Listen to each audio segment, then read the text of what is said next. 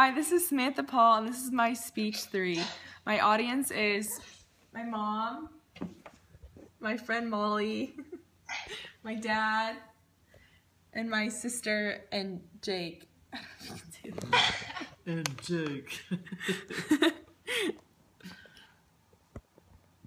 Oh, where'd they go? They're still there. Oh, there he is. Oh my goodness.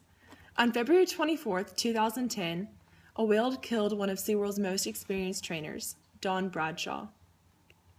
These animals are not meant to be in captivity, yet humans continue to capture them to try to transform them into circus animals. Throughout my marine biology and oceanography classes, I have learned that these animals are not meant to be restrained, and the repercussions of them being held against their will. Orca whales should not be held in captivity. Today we are going to discuss how these wild animals are unpredictable and why they should not be held against their will. Let's learn why killer whales are reacting to being held in imprisonment. The way we are treating orca whales is simply inhumane. There is a need to allow them to live in their natural habitat without human interaction. The first step is to learn how they are being caught and brought to their new marine amusement parks. They are herded into huge nets, some up to 3 acres wide. The young calves are the ones that are taken because they are most easily commuted. Many die during capture or die during the transfer to their new aquariums. The state of Washington learned how they were capturing these whales and banned them from capturing them furthermore. As Dr. Hargrove states in the book, Beneath the Surface, without skipping a beat, SeaWorld went outside of the U.S. borders to Iceland to begin capturing these whales. If they do survive the transfer to their new aquariums, the conditions are quite grueling. In the wild, orcas swim approximately 100 miles a day, so their environment at SeaWorld is like a bathtub to them. The deepest tank is only 40 feet. In the wild, orcas spend up to 95% of their life submerged and find shade in the depths of the oceans. Because of SeaWorld's shallow tanks, the whales have perpetual sunburns, which are shielded to the public eye with the help of zinc oxide, which matches their skin. It has recently been discovered that SeaWorld also paints the whales to hide the burns to the naked eye. Also, in the wild, orcas hang out with whom they want to and swim away from the ones that they don't get along with.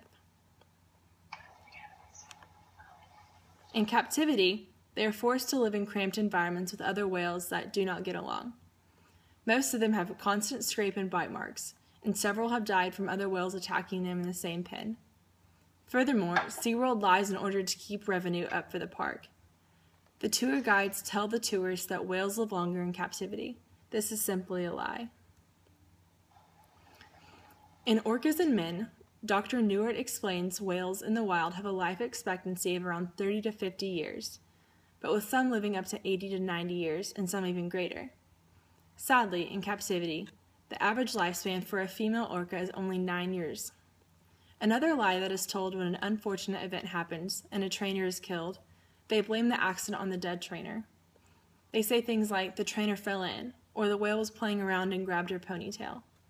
Those are also lies. The whales clearly attacked the trainer, because, if you were locked up in a bathtub for your entire life, you would probably get a little agitated as well.